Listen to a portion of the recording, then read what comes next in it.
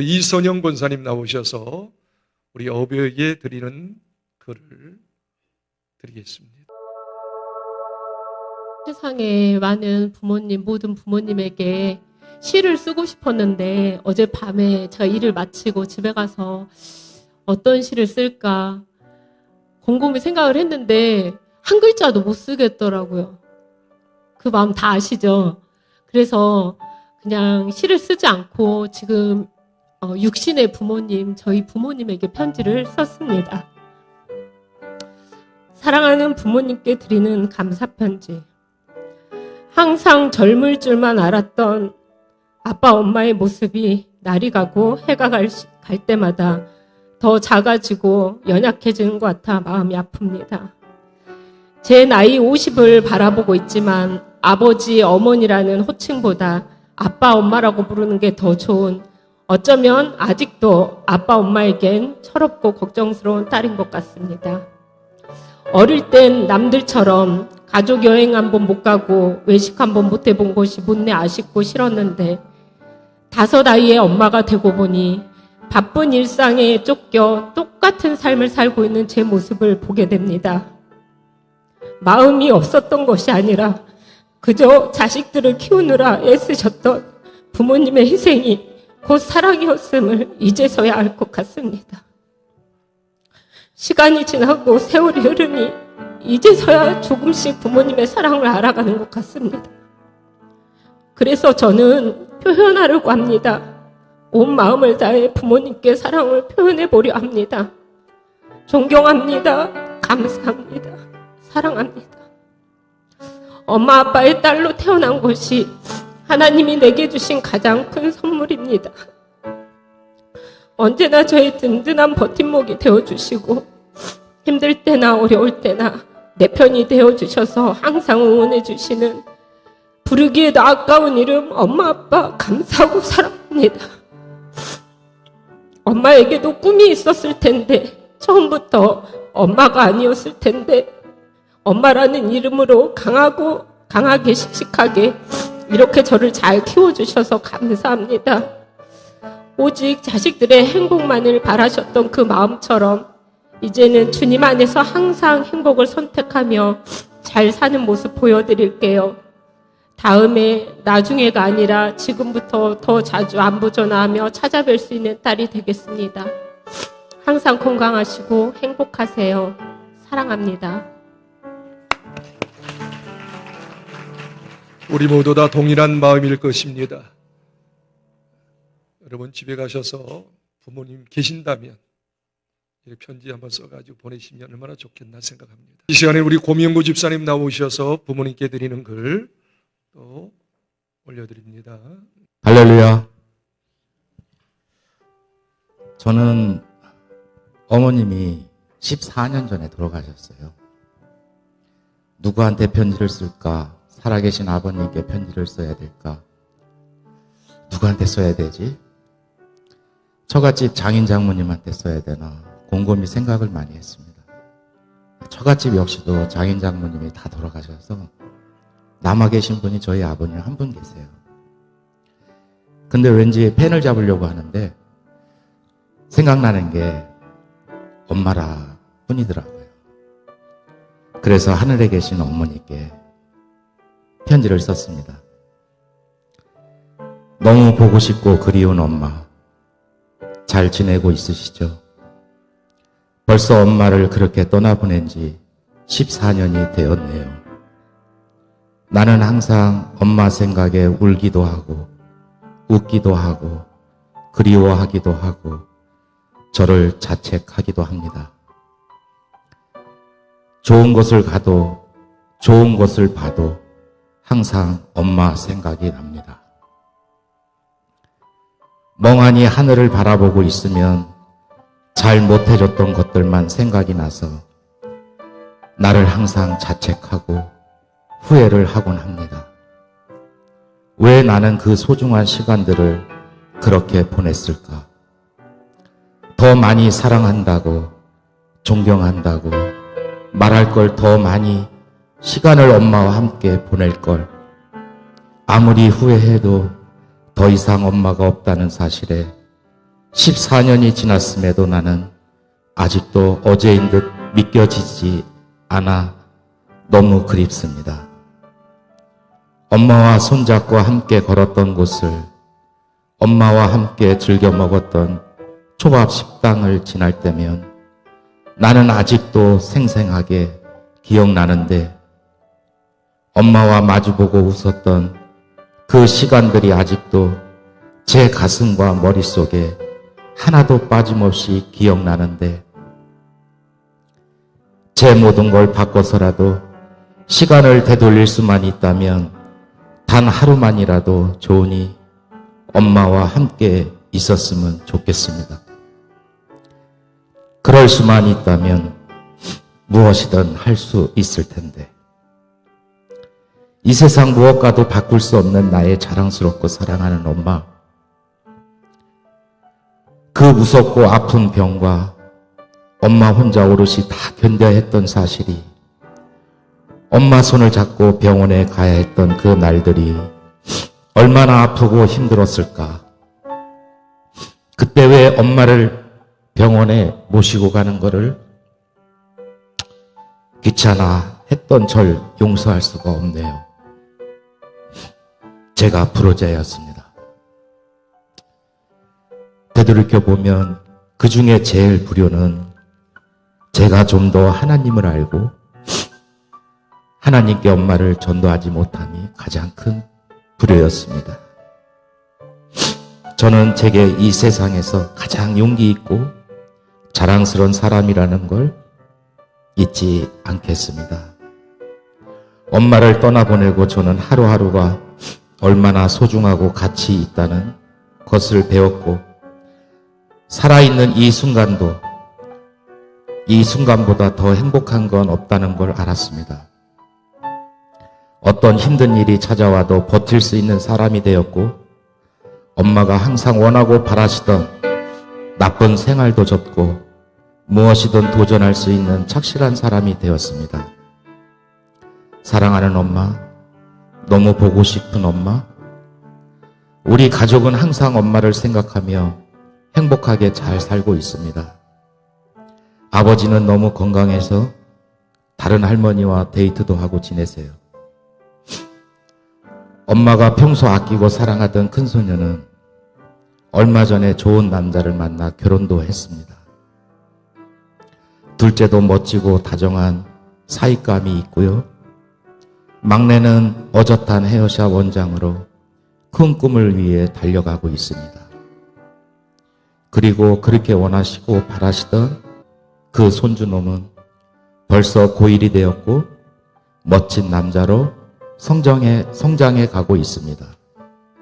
그러니 저희들 걱정하지 마시고 엄마 있는 그곳에서는 제발 아프지 말고 항상 행복하기만 하세요. 불러도 대답 없는 엄마. 나의 엄마 정말 보고 싶습니다. 엄마의 사랑하는 아들 울림.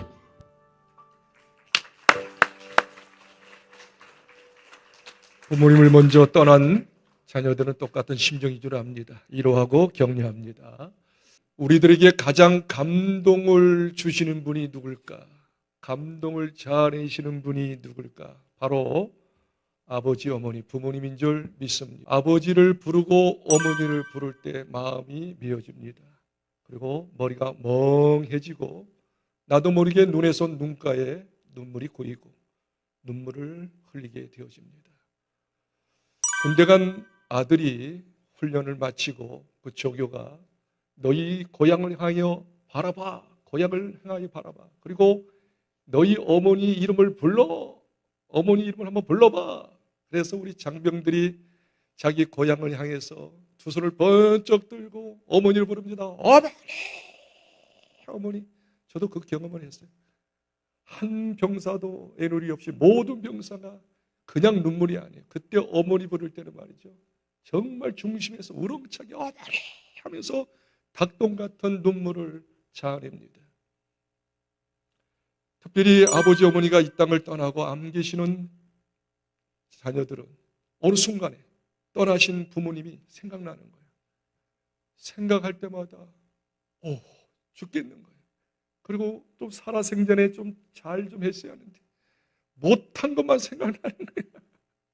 어머니 계셨으면, 살아계셨으면 좀 더 잘할 수 있었을 텐데 안 계시니까 할 수도 없고, 그러니까 어떻게 해요? 죄송스럽고 미안스러워서 또 눈물을 툭툭 흘리는 것을 우리 모습에서 볼 수가 있습니다. 우리 아버지 어머니는 우리를 감동을 자아내는 감동 메이커였습니다. 사랑하는 성도 여러분, 왜 이렇게 아버지 어머니의 이름만 부르면 감동이 되고 눈에서 눈물이 나죠? 다른 거 없어요. 딱 한 가지. 우리를 낳아주시고 우리를 키워주실 때 얼마나 수고를 했는가. 1938년도에 양주동 국어학 박사가 어머님의 은혜에 대해서, 어머니의 마음에 대해서 글을 쓴 게 있잖아요. 그게 이제 노래를 불러서 우리가 최고 많이 불러지는데, 거기 보면 나실제 괴로움 다 잊으시고 기를 때 밤낮으로 애쓰는 마음, 진자리 마른 자리 갈아뉘시며 손발이 닳도록 고생하시네. 어려선 안고 업고 울려주시고 자라선 문대어 기다리는 마음, 알을 쌓아 그를 쌓아 자식 생각에 고우시던 이마 위에 주림이 가득. 감동이 되니까 1절만 우리 한번. 나실제 괴로움 다 잊으시고 기를 째 밤낮으로 애쓰는 마음, 진자리 마른 자리 갈아뉘시며 손날이 닳도록 고생하시네. 하늘 아래 근무하시 날 따리오. 어머님의 희생은 가히 없어라. 여러분에게 한번 질문할게요. 한번 들어보시기 바랍니다. 여러분 어머니로서, 아버지로서 여러분 자녀가 있을 겁니다. 여러분 지금 자녀가 마음에 듭니까? 만일 내가 자녀를 선택할 수만 있다면, 남자 여자 선택할 수 없었잖아요. 하나님께서 주신 선물이잖아요. 내가 지금 현재 자식을 바라볼 때 내가 선택할 수 있으면 지금 현재의 자식을 선택할 수 있을까요? 더 훌륭한 자식, 더 멋있는 자식, 더 잘난 자식을 선택했을 것입니다. 반대로 한번 생각해 볼까요? 자녀들이요, 여러분이 부모님을 선택한다면 지금 현재의 부모님이 만족해 합니까? 만족해요? 할렐루야. 만일 내가 부모님을 선택한다면 더 훌륭한 부모님, 더 위대한 부모님을 아마도 선택할 것입니다. 자녀를 선택하는 거, 부모님을 선택하는 거 우리가 하지 않았습니다. 이것은 전적인 하나님의 선물입니다. 하나님이 주신 줄 믿습니다. 여러분, 어떤 부부가 있었어요. 결혼한 지 7년이 됐는데 자녀가 없어요. 그래서 예수 믿는 부부였기 때문에 특별 새벽 기도를 합니다. 하나님, 결혼한 지 7년이 됐는데도 불구하고 자녀가 없네요. 저희 가정에 자녀 좀 주세요. 간절히 울면서 기도했어요. 하나님께서 그들의 눈물의 기도를 들으시사 임신하게 하시고 10개월 만에 자녀를 낳았습니다. 만 7년 만에 낳은 거예요. 자녀를 보는 순간 이 아내가 깜짝 놀랐어요. 정상적인 자식을 원했는데, 아름다운 딸이었는데, 아름다운 딸을 원했는데, 딸은 딸이었는데 어쩌면요, 정상적인 애가 아니었어요. 내성마비였어요.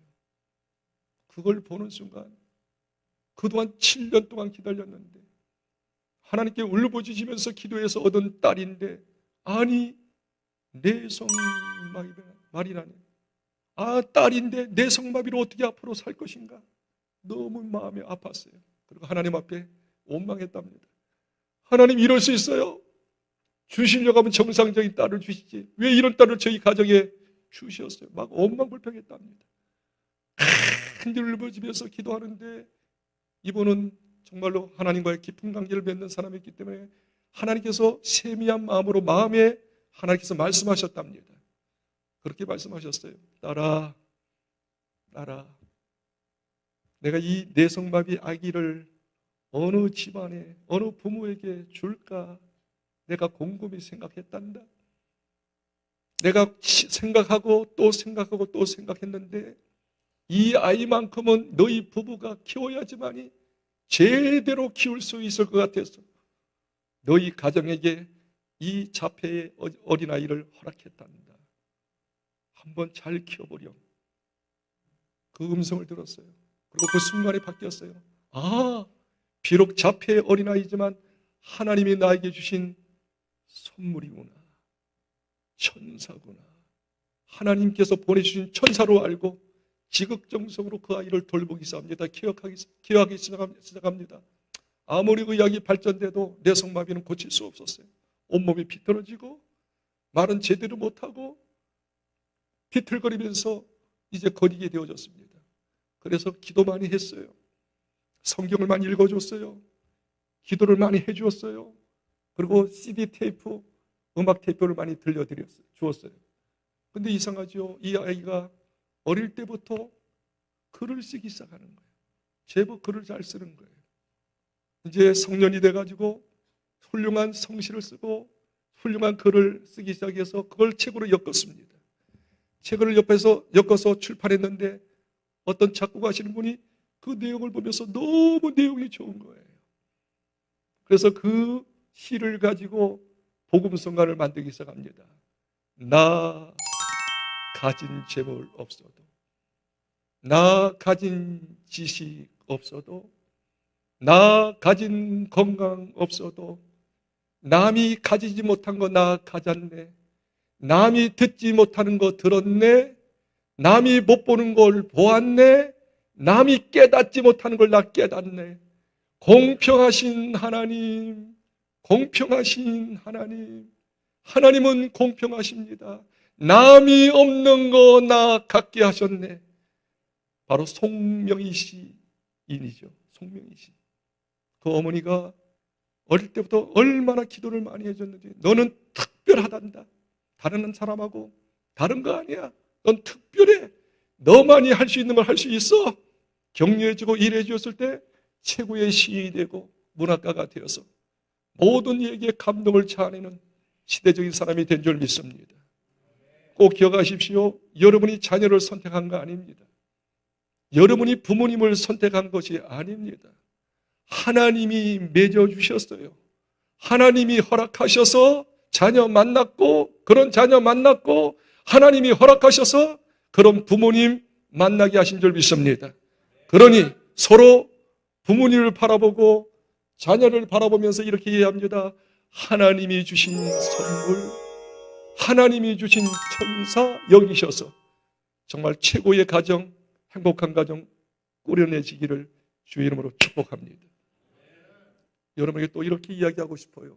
우리 자녀가 부모님을 바라볼 때, 특히 아버지를 바라볼 때 못마땅한 부분이 많을 수가 있어요. 특히 아버지, 저도 아버지이기 때문에 동일한 마음이 드는데 자녀가 아버지를 바라볼 때 참 못마땅해. 우리 아버지 너무 권위적이야.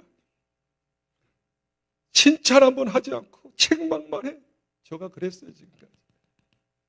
우리 아버지 매력이 하나도 없어. 재미도 하나도 없어. 친구끼리는 잘 놀러 다니면서 나 얻어버려서 오손도손 이야기하지 않고 야외에 가서 같이 가족 피크닉 한 적이 없어. 아까 우리 편지 읽은 것처럼. 우리 아버지 정말 잘못된 습관이 있어. 저는 그렇지 않지만 세상 아버지는 잘못된 습관, 술 그렇게 많이 드셔. 술만 안 드시면 천사인데 술만 드시면 악마로 변하는데 완전히 사람이 180도로 달라져. 왜 이렇게 또 담배를 많이 피시는 거야? 콜록콜록 하시면서 폐가 아프신데도 불구하고 계속 담배를 피시는 아버지. 왜 이렇게 도박을 잘 하시는 거야? 좀 돈만 벌면 도박하고 없애버리고 노름해가지고 없애버리고. 우리 아버지 말이야. 왜 이렇게 또 돈이 좀 있다고 왜 외도를 하는 거야, 외도? 왜 이렇게 바람을 피시는 거야?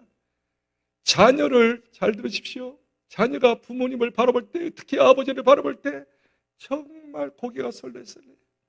상처를 주었던 아버지, 재미가 없는 아버지, 별로 의미가 없는 아버지였다라고 생각할 수 있을 겁니다. 그런데 여러분에게 물어보겠습니다.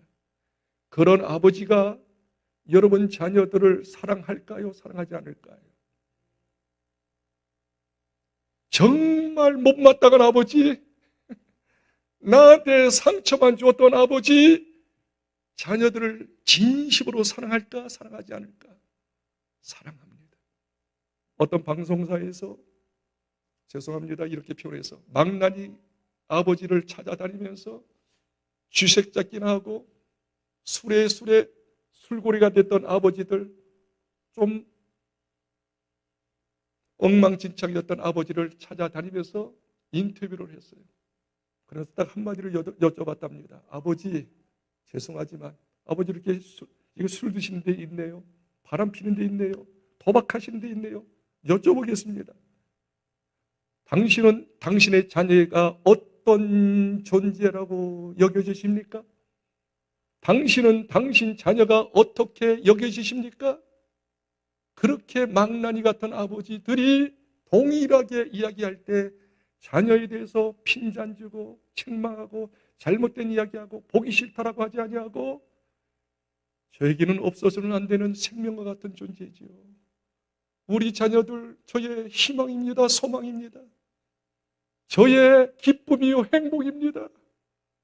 자녀 귀하지요.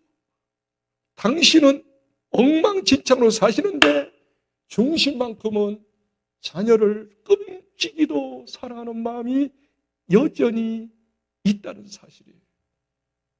반대로 이야기할게요. 부모님이 잘 들어보십시오. 부모님이 자녀를 바라볼 때 못마땅한 부분이 자녀들이 너무 많은 거야. 공부하라면 공부도 하지 않고 좀 뭐라고 하면 막 대들긴 하고, 요즘 애들이 얼마나 대들어. 하라는 공부하지 않고 과외까지 시키고 학원까지 보내는데 계속 게임하고 핸드폰하고, 어우 진짜 얘 너 같은 자식을 하나님이 허락해서 나를 힘들게 하나, 그렇게 원망도 했을 거예요. 부모님이 자녀를 향해서. 우리 자녀들 아직도 피가 마르지도 않고 젊은 애인데 왜 어른들의 흉내를 내는지 모르겠어. 왜 이렇게 술을 먹는지 모르겠어. 얘들이 담배를 피는지 모르겠어. 하여튼 못된 짓은, 바람도 피고 못된 짓은 다 또 흉내를 내네. 그래서 부모님이 볼 때 자녀들이 못마땅해. 에이 저런 자식들 하지. 에이구 원수 같은 그런 마음이 들어요. 그런데 어떤 또 TV 기자들이 그쪽 망나니 같은 그 애들, 막가파 애들, 불량배 애들을 찾아다녔어. 그리고 또 인터뷰를 하고 이야기를 합니다. 얘들아, 네가 비록 이렇게 하는데 너 아버지에 대해서, 어머니에 대해서 어떤 존재로 여겨지냐? 어떤 분으로 느껴지지? 그런데 그렇게 불량하면서도 우리 아버지, 어머니 저의 버팀목이죠. 저의 힘이죠. 우리 부모님 나의 정말 기쁨입니다. 부모님에 대해서 그렇게 막말하는 자녀들이 없고요. 동일하게 부모님에 대해서 좋게 생각하고 긍정적으로 생각한다는 것을 취재 가운데 발견한 거예요. 다시 이야기합니다. 자기는 비록 부모님이 싫어하는 걸 도맡아서 다 하지만 중심만큼은 그래도 아버지, 어머니에 대한 뭐가 있다? 사랑이 있다는 걸 알았다. 그래요, 맞아요. 우리 부모님이 참으로 부모님답지 않을지라도, 우리가 자녀가 자녀답지 않을지라도 하나님이 맺어주셨기 때문에, 피가 같기 때문에 사랑하는 마음이 중심으로 있다는 사실을 깨닫기를 바라고, 지금 좀 못마땅해도 얘들이 다 철이 될 때가 있어요. 나이 들면 다 알아요. 변화될 때가 있습니다. 조금 더 참으시면 그 중심에 있는 사랑이 분출되고 드러나서 아버지 섬길 것이고 자녀들 잘 돌보게 될 줄 믿습니다. 그러니 더욱 이해하시고 기도해 주시고 감사 주시고 인내하시기를 주의 이름으로 축복합니다. 할렐루야. 오늘은 어버이 주일입니다. 어버이, 우리 예수 믿는 성도들이 우리 부모님에게 어떻게 효도할 것인가, 짤막하게 세 가지 말씀을 하고 마치겠습니다.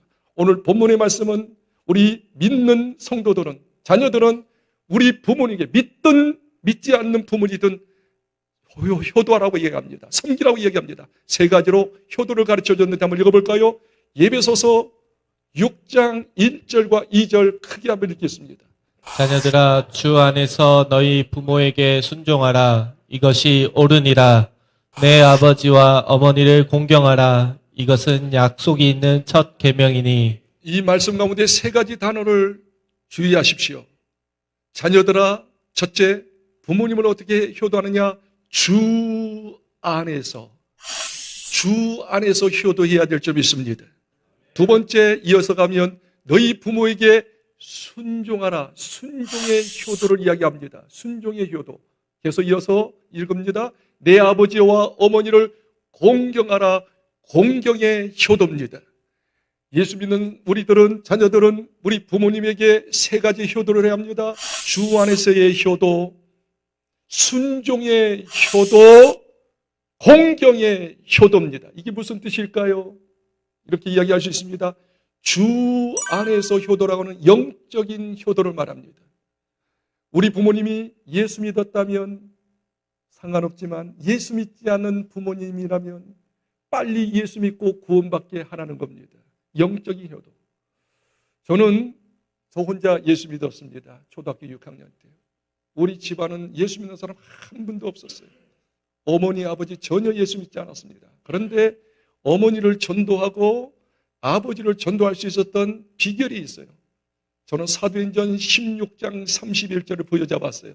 한번 읽겠습니다. 같이 시작. 이르되 주 예수를 믿으라. 그리하면 너와 내 집이 구원을 받으리라 하고. 주 예수를 믿으라. 그리하면 너와, 내가 예수 믿었다면 너와 내 집이 구원받는다고 했습니다. 이거 하나님의 약속입니다. 한 사람만 예수 믿는 사람이 있다면 그 예수 믿는 사람을 통해서 정말로 부모님도 식구들도 다 예수 믿을 수 있다는 것입니다. 저는 이 말씀 보여줘봤어요. 하나님, 내가 예수 믿습니다. 주 예수를 믿다 너와 내 집이, 내 가족들이 다 구원받는다고 했사오니 저를 통해서 전도하게 하옵소서. 그런 가운데 복음이 증가하고 또 증가하는 가운데 어머니 예수 믿고 아버지도 예수 믿게 된 것. 이 말씀 보여잡고 여러분 부모님을 위해서 기도할 뿐만 아니라 시간 낸 대로 어떻게 해요? 전화도 좀 하시고 찾아뵙고 예수 꼭 믿으셔야 한다라고 부탁했으면 참 좋겠습니다. 하나님께서 가족 구원을 이루게 하실 줄 믿습니다. 주 안에서의 효도입니다. 두 번째, 효도는 순종의 효도입니다. 순종. 이 순종이라고 하는 의미가 뭘까요? 잠언서 23장 22절에 보니까 굉장히 중요한 이야기합니다. 자, 보세요. 우리 아버지 어머니, 늙은 아버지 어머니가 계셔요. 근데 말씀을 하신단 말이에요. 근데 요즘에 젊은이들이, 자녀들이 아버지 어머니를 좀 우습게 여기고 가볍게 여기는 경우가 있어요. 여러분 꼭 기억하십시오. 연세가 드시면 들수록 자격지심이 많이 생긴다는 사실을. 다시 말하면 뭐예요? 내가 나이 늙었으니까 얘들이 나를 깔본다, 업신여긴다, 우습게 여긴다, 이 자격지심. 그게 더 많아요. 나이가 들면 들수록. 그렇기 때문에 우리 부모님이 자격지심이 있을 수 있으니 여러분 함부로 행하지 말고 말씀을 할 때 눈을 똑바로 쳐다보시고 응수하시고 그 말씀 들려주면 네 알았어요 하면 아버님의 권위가 생겨져 가지고 되게 긍지가 생겨서 마음의 편안함이 즐거움이 넘치는 거예요. 그래서 성경 이야기합니다. 읽어봅시다. 잠언서 23장 22절 읽겠습니다. 시작. 너를 낳은 아비에게 청종하고 내 늙은 어미를 경히 여기지 말지니라. 25절까지 읽겠습니다. 25절 시작. 내 부모를 즐겁게 하며 너를 낳은 어미를 기쁘게 하라. 그러니까 순종하면 부모님의 마음이 기쁩니다. 내 말이 씨가 먹히잖아요. 자기를 인정하는 걸 인정하지 않아요. 그게 기쁨인 거예요. 그러나 말을 하는데도 안 듣는다, 딴짓한다, 기분이 확 상해버리는 거예요. 두 번째 효도는 정신적 효도입니다. 정신적 효도는 다른 게 아니에요. 부모님의 권위를 인정하고 부모님을 존중히 여기는 태도를 갖는 것이었습니다. 세 번째 효도는 공경입니다. 공경이라고 하는 것은 잘 받들어서 섬긴다, 육신적인 섬김입니다. 다시 말하면 연세가 드시면 드실수록 필요한 게 많아요. 식, 주, 건강. 연세가 드시면 자기 스스로 몸 가눌 수도 없을 수도 있어요. 그러니 항상 살펴봐야 해요. 옷은 제대로 입으시나? 식사는 제대로 하시나? 주무시는 데 사시는 데는 어떤가? 특별히 건강 체크해서 아프신 곳은 없으신가? 당신 스스로 제대로 못해요. 체크해 주셔야 해요. 1년에 한두 번이라도. 그래, 건강진단에서 부족한 부분을 채워줄 수가 있다면 건강하게 남은 생일을 살 수 있지 않겠습니까? 그렇기 때문에 여기서 공경한다는 것은 육신적으로 섬기는 것입니다. 그래서 예수 믿고 구원받은 사람은 세 가지에 집중적으로 효도해야 하는데 주 안에서 영적인 효도. 부모님을 위해서 많이 기도해 주십시오. 예수 믿도록 계속 전도해 주십시오. 구원받도록. 최고의 복이에요. 두 번째 정신적인 효도입니다. 부모님을 권위를 인정하십시오. 부모님께 예의를 좀 바르게 하십시오. 공경하십시오. 부모님의 육신적인 필요를 알고 적절하게 채워주는 하나님의 사람들이 되기를 주님으로 축복합니다. 마지막 결론입니다. 이렇게 세 가지를 잘 부모님께 효도하는 자에게 어떤 결과가 빚어지느냐? 마지막 성경 말씀 읽겠습니다. 에베소서 6장 2절과 3절 읽겠습니다. 내 아버지와 어머니를 공경하라. 이것은 약속이 있는 첫 계명이니 이로써 내가 잘되고 땅에서 장수하리라. 그 2절에 보니까 아주 중요한 말씀이 있네요. 내 아버지와 어머니를 공경하라. 이것이 약속 있는 척경. 여기서 약속이라고 하는 축복의 약속이에요. 네가 부모를 잘 섬기면 효도하면 내가 약속한 바 이렇게 해주마. 3절 보니까 이로써 내가 잘되고 땅에서 장수하리라. 잘되고 땅에서 잘되리라. 그런데 이 말씀의 의미를 조금 더 깊이 이야기할게요. 잘 들어보십시오. 제가 지금까지 목회하면서 36년 동안 목회하면서 우리 가정들을 살펴보면서 동일하게 느낀 게 있어요.